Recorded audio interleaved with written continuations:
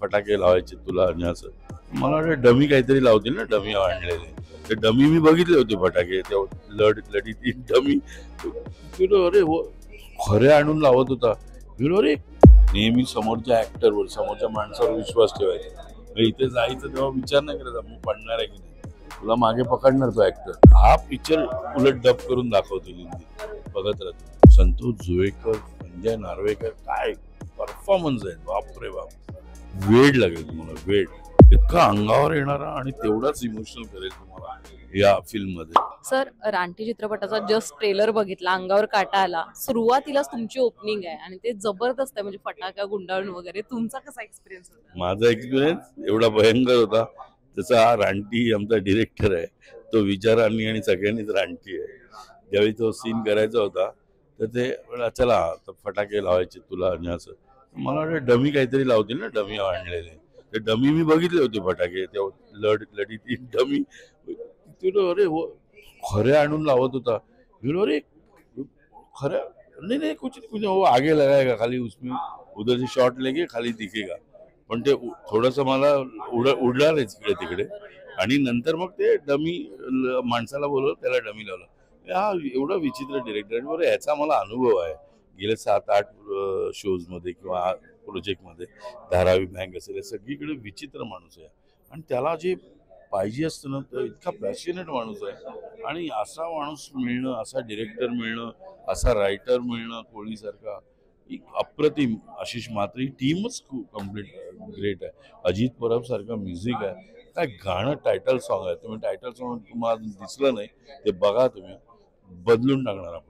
निश्चितच सर, ट्रेलरला सुद्धा म्युझिक जे मागं वाजतं, म्युझिकने सगळे हवा होते खरं तर. आणि कित्येक वर्ष झालं मराठी प्रेक्षक, म्हणजे आता टीजर आणि ट्रेलरला सुद्धा कमेंट येते, पण टीजरला इतक्या भारी कमेंट आलेत की हे आम्हाला खरं तर मराठीमध्ये हवं होतं. जे आम्ही साऊथचं डबिंग बघतो त्यापेक्षा आम्हाला आमच्या मराठीचा असा सिनेमा हवा होता. सर, आतापर्यंत तुम्ही मराठी सिनेसृष्टीत पण चांगलं काम केलेलं आहे, पण रानटीमध्ये काम करत असताना मराठी सिनेमा कुठला आवडतो तुम्हाला अजून जास्त, की तुम्हाला वाटतं की हा सिनेमा सुद्धा तितक्याच तोडीचा होता? बरं, मराठीमध्ये खूप आहे. बापलेक आहे, त्यानंतर आत्मा पॅम्पलेट होता, खूप पिक्चर्स आहेत जे छान आहेत. तर आपल्याकडे एक एक नेहमीच मराठीमध्ये इतकं प्रगल्भ आहे आपल्याकडे.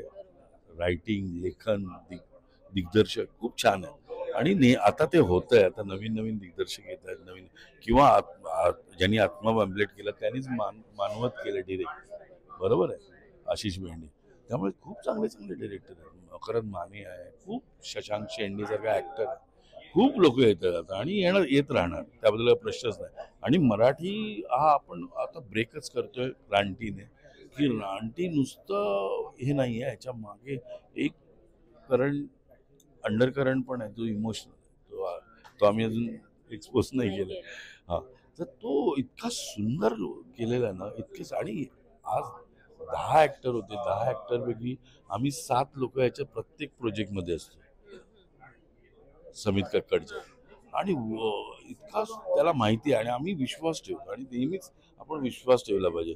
माझे गुरु सतीश पुळेकर काय म्हणायचे, नेहमी समोरच्या ऍक्टरवर समोरच्या माणसावर विश्वास ठेवायचा. इथे जायचं तेव्हा विचार नाही करायचा मी पडणार आहे की नाही, तुला मागे पकडणार तो ऍक्टर, सोडून द्यायचं स्वतःला. असं आमचं सतीश पुळेकर करायचं.